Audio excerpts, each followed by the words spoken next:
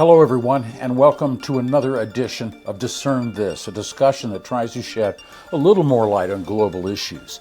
Be sure to explore some of our other episodes and follow us here on YouTube. I'm your host, Jim Clancy. We're very pleased to be joined for this edition by the indefatigable Phyllis Bennis, who's been immersed in issues surrounding the Israel-Palestinian conflict for decades. Phyllis directs the New Internationalism Project at the Institute for Policy Studies that's based in Washington, D.C. Phyllis Bennis has written 11 books covering militarism and the Palestinian-Israeli conflict. She addresses and advises Jewish Voice for Peace and served on its board for 6 years. She's never wavered in her determination that peace is possible. Phyllis, hello and welcome. Good to be with you, Jim. We're told that Israel's war with Hamas is entering a new phase, but with even fewer bombs falling on Gaza, the truth of the matter is they're still hitting civilian areas, the death toll continues to rise, and the misery continues unabated. What do you see happening right now? Well, I think the key question is right within your question. This isn't a war that Israel is waging against Hamas. This is a war Israel is waging against the entire population of Gaza. That has not changed. The Israeli military has now pushed the entire population of Gaza, with the exception of maybe 300,000 people. The rest of the 2.3 million people who live in Gaza, those who haven't been killed, have been pushed into what amounts to less than 1/3 of the territory of the Gaza Strip. And we know that the Gaza Strip, before this episode, before October 7th, was one of the most crowded places on earth already. And now we have people crowded, more than 1 million people are crowded into the city of Rafah. Jim, you've been to Rafah. I've been to Rafah. We know it was a small town. The population was somewhere around 150,000 people. You know, it's a neighborhood of Washington, D.C. There are now 1 million people living in and around Rafah with no shelter. There's no buildings that can hold them. The bombing of Rafah is continuing, even as the Israeli military has insisted that people go to Rafah and that they will be killed if they don't, that is safer. They've even stopped saying it's safe, because clearly it's not. They are saying it's more safe, it's safer than other parts of Gaza. But the reality is, as you say, the bombs are continuing to fall. The ground troops are still on the ground firing. The hospitals are still destroyed. The buildings have been destroyed. People are living on the streets without even tents, in the cold, in the rain. There is very, very little food. The World Food Program is now saying that 90% of families in Gaza are significantly hungry, are skipping food for an entire day very frequently, and that 50%, Jim, of the families in Gaza are starving. And of course, it's mainly children and the elders who are the most vulnerable.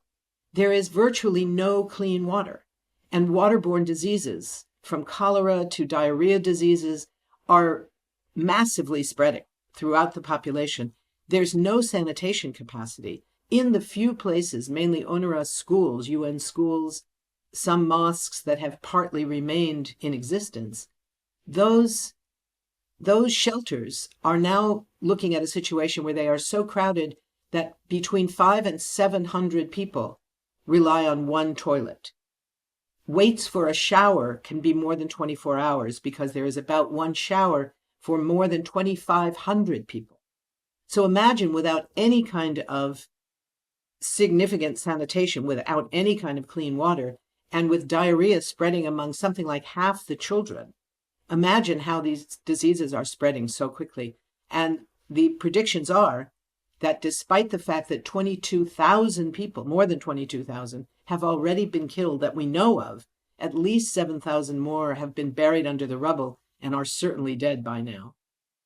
Despite that, the expectation is that there will very soon be more dead people than that, caused by these absolutely treatable diseases that can't be treated because there are no medicines and there is no clean water.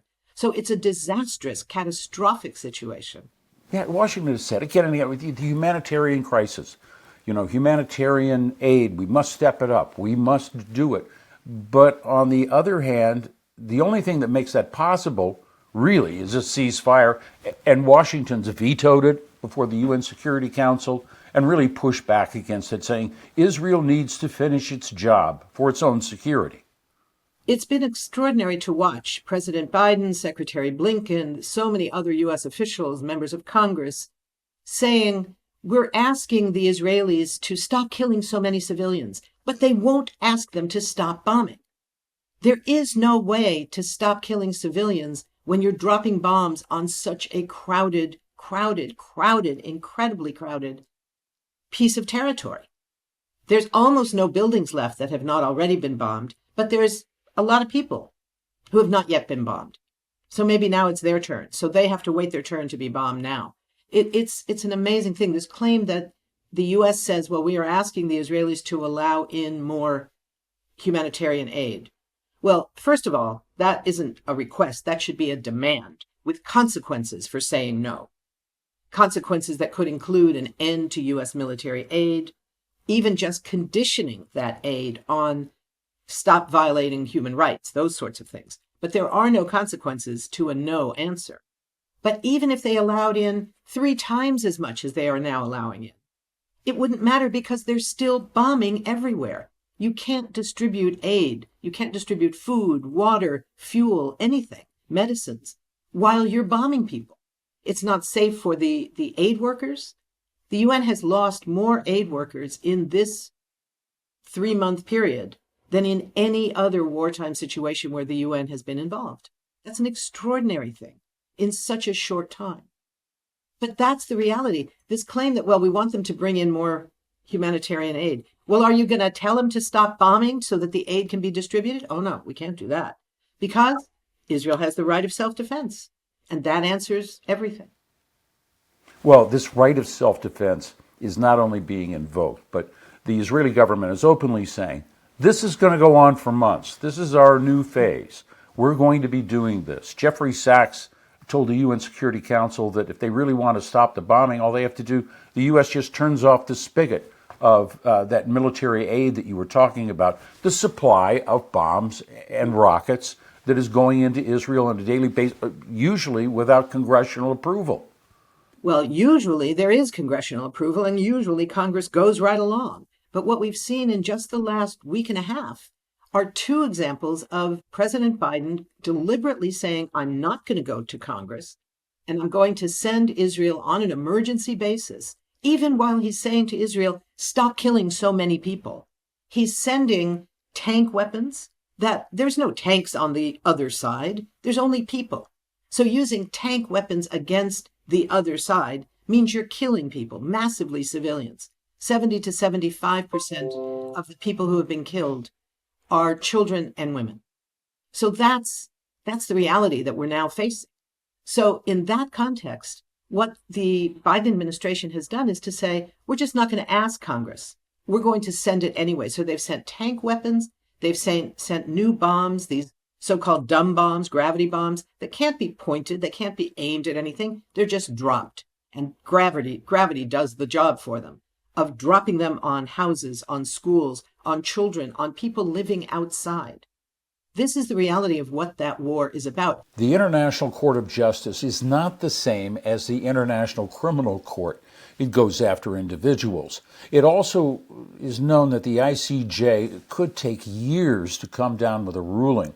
How could it affect things that are going forward today when the need is most urgent? Well, that's what's, I think, very important and very creative in the drafting of the South African application to the court, to the International Court of Justice. What they ask for is an urgent emergency level finding that the Israeli actions could become genocidal. They may be genocidal now. They could become it in the future. And the significance of that, Jim, is because of the language of the Genocide Convention. Even in the title, the long title of the convention, is that it's the convention against, it's actually Convention for the Punishment and Suppression and Prevention of the Crime of Apartheid. Sorry, let me do that one again. What's important about this is that the language of the Genocide Convention itself prohibits the lead up to to genocide, the calling for genocide, all of these things are illegal. And in that case, the part of the title of the convention is to prevent the crime of genocide. So what Israel is doing now, you can argue, has it already met the threshold to be full-scale genocide, or is it only on the way to being genocidal? Either way, the court has the right and the obligation, just as individual countries have the obligation, to prevent it from going any further. If your view is that it already is genocide because of the definitions in the Genocide Convention, then your obligation is to stop it. So either way, the court has an absolute obligation to make an emergency level finding. That's why they scheduled the hearings so quickly. The hearing for the South Africans to present their oral arguments will be this coming Thursday, and the following day, Israel will get to present its defense. That's very, very fast. That's like 10 days after it was filed with the court. It doesn't mean that they're going to make their decision, make their finding the next day, but it will probably be within just a week or two. They will issue that preliminary decision, which will be binding on Israel. It's very interesting that Israel, unlike its practice in the past, made the decision to challenge in court, to appear in court, to have a lawyer representing them and present a defense. In the past, they have simply ignored international jurisdictions. They have said, we don't recognize its jurisdiction over us, etc. But because Israel is a party to the Genocide Convention, because of the optics of that, to say, we don't care if the world says it's genocide, we are not going to do anything about it. Even Israel was not prepared to do that. So they are sending a defense team. In the meantime, it's already been exposed. Axios had a piece about this. They have sent telegrams, wires to all of the Israeli embassies all over the world, telling their embassy staffs that their next job in these 3 days between now and the hearings is to insist that every government around the world condemn the South African move, claim that it has no validity, say that clearly Israel is not committing genocide, is not doing anything genocidal, that the calls that sound directly genocidal, that sound like they came out of the textbook defining genocide, are not that at all, that they don't really matter. And they're hoping that governments all around the world will give in to Israeli pressure in the same way that they traditionally have given in to U.S. pressure. The problem is Israel doesn't have as many cards to play as the United States does. So hopefully other countries will refuse to accept that kind of pressure and say, we are going to look at the law. We stand for defense of law, international law in this case, and the role of the International Court of Justice. And they will go ahead with supporting the position of South Africa in the court. There's another dimension here, and that is that the U.S. finds itself in a vulnerable position. It, too, could face charges of enabling genocide because, after all, where are the bombs, where are the rockets coming from? And in terms of image, it's playing out terribly, especially in the global South. That's absolutely right, Jim. And I think that that's the reason that a very important lawsuit filed by the Center for Constitutional Rights and a number of other lawyers in U.S. courts, specifically in California, in federal court, a lawsuit against President Biden and Secretary Blinken and other top officials of the United States government for complicity in genocide, for violating their own obligations. Because keep in mind, the Genocide Convention, once it was ratified by the Senate years and years ago, became part of U.S. domestic law. So when anyone, including a president, violates that law, they are violating U.S. domestic law as well.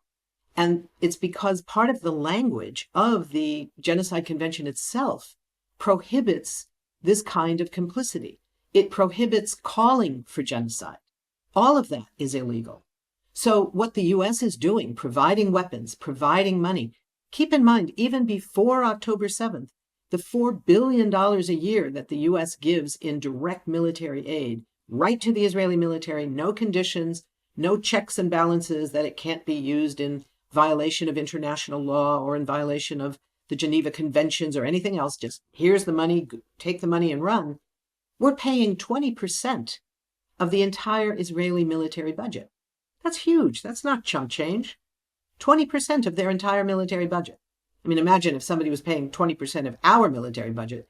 That would mean a whole lot more money. Our budget is getting on towards $900 billion. Theirs is only $23 billion, but they're managing to kill an awful lot of people with it. Partly because we provide not only the cash, but the bombs and the bomb jackets that turn them into smart bombs. All those things are coming from the United States. So this is absolutely a situation where the United States is completely isolated on the world stage. In the United Nations, the U.S. has vetoed, either directly or through vetoing amendments, has vetoed a ceasefire call at least 4 times so far in this round, and then voted against it in the General Assembly. In the General Assembly, you had 156 countries saying, yes, we need an immediate ceasefire. Only 10 countries voted no. 2 of them were the U.S. and Israel, of course. Of the other 8, 4 of them were tiny island states, of whom 3 are obligated by treaty to follow the U.S. lead in foreign affairs. So you can hardly say that's an example of, well, the world is divided. The world is not divided. The world is more unified on this than it has been at least probably since the war in Iraq, where the U.S. and the Brits were routinely isolated. Right now, even the Brits are abstaining on this stuff. Even they are not voting for it. So we're looking at a situation where globally the U.S. is completely isolated, as you say, especially in the global south. But the Europeans are not supporting this either. Most of the Europeans either voted for a ceasefire or at least abstained. At the same time, we're seeing a scenario in the United States where the Biden administration is more isolated on this issue than it has ever been. And that's astonishing, for there to be this kind of a reversal from the long-standing assumption that there is a bipartisan consensus on support for Israel. Right now, support for Israel is a thoroughly partisan issue, and it is an issue of Republican support for Israel and Democratic opposition. 80% of Democrats told pollsters they want an immediate ceasefire. 66% of everybody in the country wants an immediate ceasefire. And yet President Biden is saying, no, we're not going to have a ceasefire. Absolutely not. It's threatening his election, in fact. The fact, and one of the things that's so new... I want to bring it in here, though, that what is happening is there is some division. As President Biden and others see the higher price tag on this unfettered support for Israel, some people are saying, we support Israel, fine, but we can't support Netanyahu.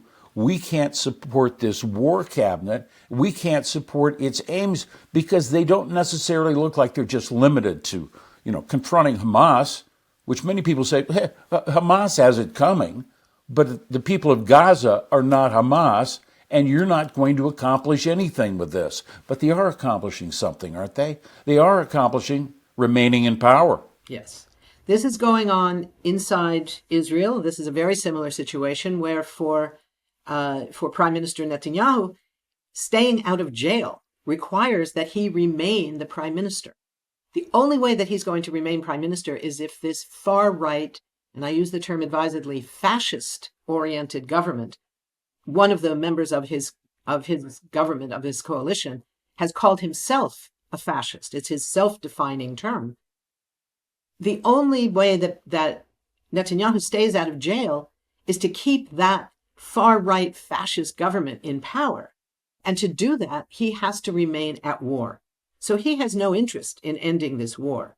For the Biden administration, it's very different. President Biden has this emotional tie to Israel that he's not prepared to break with, despite the fact that it's having both enormous human consequences for millions of people now. Millions of people are being devastated by this catastrophic war, and that it's going to have potentially an enormous electoral impact on his own political future. Somehow he's not prepared to break with it. But one of the things that we're seeing now is a level of opposition within this country that I have never seen before in my, as you say, decades of working on this issue. Not only do we have people from every walk of life out protesting, massive protests in the streets, sailors at the docks refusing to load Israeli ships that are taking military supplies, trade unions coming out in favor of an immediate ceasefire, organizations that never work on foreign policy issues, that work on climate, that work on immigrant rights, that work on LGBTQ rights, that work on women's rights. All these organizations are coming out into the streets to say, we can't stand by. And crucially, the part that's new and different, within the administration itself, we're having the rise of visible opposition that we have never seen before. Starting with, in the State Department, over 500 people have signed on to various internal challenges to the policy. And we had the first resignation of a high-ranking State Department official saying, I can't be part of this. I can't defend this. Then we have congressional staff. More than 500 congressional staffers came out at great risk to their jobs. Many of them were masked and didn't give their names, but nonetheless, they will probably be known, saying, we are the ones answering the phones in our congresspeople's office, and we're the ones who are hearing from the American people saying we need a ceasefire now, and we know that our bosses are not listening. They're not hearing it. And most recently, we had both the first political appointee to resign, a high-ranking official in the Department of Education, who resigned saying, I can't be part of this administration any longer. And we had the kids, the youngest cohort of the federal workforce, the White House interns. Keep in mind, these are young kids. They're high school and college kids. They are the most ambitious kids in the country. They are privileged. They're the ones who want to be president. Let's be clear. They came out and said, we wanted to be part of this administration. We are not the leaders of today, but we aspire to lead tomorrow. And we cannot stand by while this genocide takes place on our watch. They use the term genocide. That's extraordinary. That's never happened before. And I don't know about the people closest to President Biden, if they're beginning to shift as well. But the fact that people in his own administration are saying, we can't do our job. The most recent one just this past weekend was a group of, I'm not sure how many, of the staff of the Biden for President campaign headquarters wrote an open letter saying, we can't get you elected if this is your policy. We can't do our job. Okay, that's one side of it. And I want to ask you a more personal question, because a Jewish woman who has long stood up for Palestinian rights, in the wake of October 7th, there was a lot of bitterness. There was talk about divisions and a sense of abandonment by Jewish liberal activists, progressives, if you will, who said that nobody's standing up for us, nobody's standing with us. Have you felt a backlash? Is it exaggerated? I'm not going to try and assess people's feelings. People's feelings are their own. I never felt abandoned. The organizations I work with, from Black for Palestine to Jewish Voice for Peace and many others, everyone was condemning the killing of civilians. That was clear. It was also clear, and this was in many ways, to my political memory, it was similar in some ways to 9/11. When the crime, the horrific crime against humanity that was committed that day, that led to the killing of almost 3,000 people in this country, was an enormous crime, right? And yet we knew, my institution issued one of the first statements 48 hours after 9/11 called Justice, Not Vengeance. And we got people like Harry Belafonte to help us circulate it and get well-known people to sign on. And we had, I think, 200 people who signed on within that first day or two, because we knew that what was going to happen next would be far worse than this horrific crime, and that it would mean that we would never actually bring to justice those actually responsible for the crime. Similarly, after October 7th, it was a horrific crime, the attacks on civilians. We should be clear that that was not all that happened. There was the breaking out of the walls surrounding the prison that Gaza had become. You had 2 million people living in essentially a prison where they were literally not allowed to leave for 17 years that siege had been imposed. That's often not understood. And some of the targets were military targets. of a military occupation. But there were hundreds of civilians killed and hundreds taken hostage. That's completely illegal under international law. It was horrific. Children, elders, it was a horrific crime, period. And we knew that the Israeli response was going to be far worse. So you have to hold both. For me, we had to hold both of those things in our mind, in our hearts, the same time. And organizations, the organization I work with, Jewish Voice for Peace, has been doing protests around the clock. The rabbis of Jewish Voice for Peace and others, rabbis for ceasefire, got arrested. I think 80 of them were arrested in Congress a few weeks ago. Hundreds came to a service on the National Mall that was partly mourning the dead in Israel and in Gaza and in the West Bank, because the West Bank is also seeing a huge upsurge in both Israeli state violence and settler violence. And you're seeing this in the incredibly creative actions of Jewish activists all over, the Jewish elders, all women, glad to say, from New York, who chained themselves to the fence outside the White House. I was with them the day before. I couldn't be with them on the day of. And I said, I don't think you're going to be able to pull this off. You're not going to be able to chain to each other and get the chain into the fence before the cops show up and stop you. They did. They practiced, and within 10 minutes, they were chained to each other and to the fence.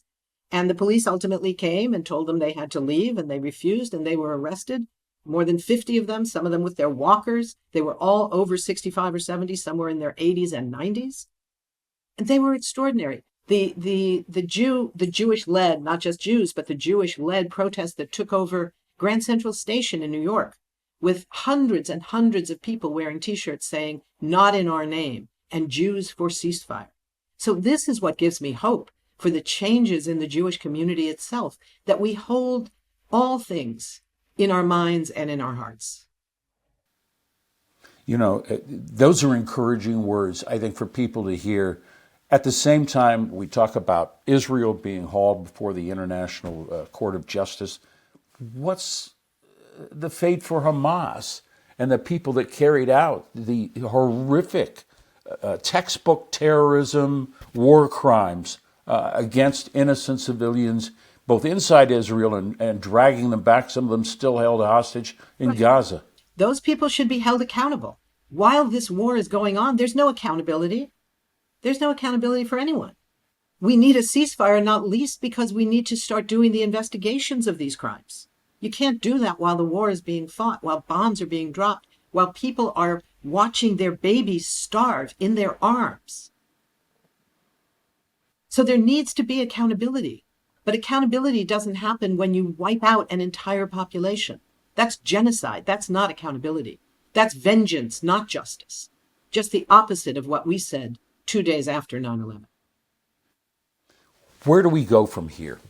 Obviously, this war, although we're told we're in this new phase that I talked about at the outset, we're not really in a new phase. We are continuing this war, pressing on, and it would seem that the public is losing some interest, just like they've lost interest in Ukraine. I would disagree with you on that one. Sorry, Jim. I don't think that's the case. I think we're seeing protests continuing. We're seeing letters to the editor. We're seeing new constituents come out outraged by these wars, because although it's on the front pages every day, it's the lead story on television every day, it's on our screens 24/7. Every day you hear about new people who saw something that just hit them in a way that nothing else had. And they're saying, okay, that's it. I can't take this anymore. I'm going to do something about it. And they are going into motion. They're sending donations to an activist group. They're donating to UNRWA so that some children can get some amount of food. Whatever it is that they're doing, they're mobilizing their union to take a stand and write a statement. They're sending a letter to their congressperson saying, you have got to support a ceasefire. There's organizations tracking who in Congress is finally coming out for a ceasefire now. Congress isn't leading on this, but they are eventually being forced to follow. So what we're looking at is a very dangerous moment. Israel is clearly engaged in ethnic cleansing in Gaza. This isn't something new. This isn't something that they thought of on October 7th and said, oh, let's just get rid of these people. They have been trying to do this for generations. This was part of what the Palestinians call the Nakba, the catastrophe, which is what happened in 1947 and 48 with the creation of the State of Israel.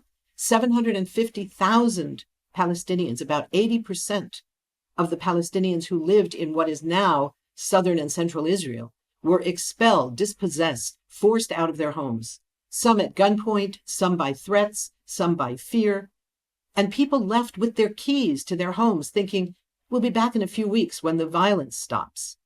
Well, the violence never stopped, and they were never allowed home. And it's those refugees who are the majority of the family leaders who are now either they've passed or they are in their 60s and 70s and 80s in Gaza. Gaza is 75% refugees already. The people who have lived there since 1948 were already refugees.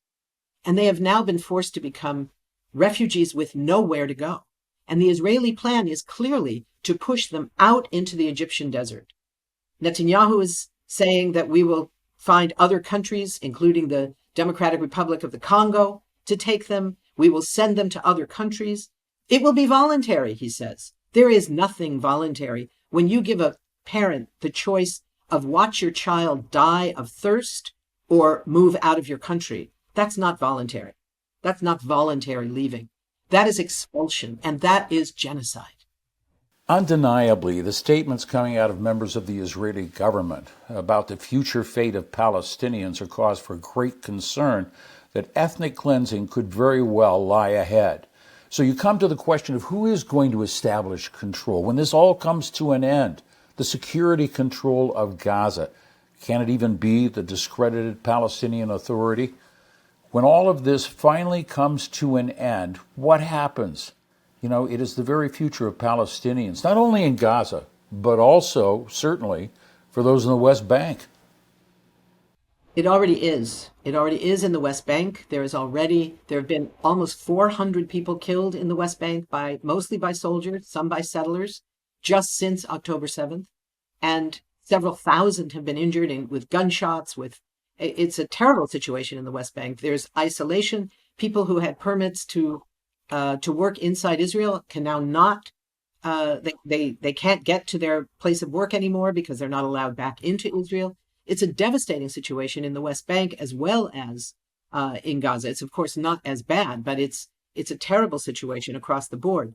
However, the demand right now, I think, still needs to be for a ceasefire and humanitarian aid. I don't know what arrangements are going to be made when this particular round of violence plays itself out, but I do know that it's going to have to be Palestinian decision-making.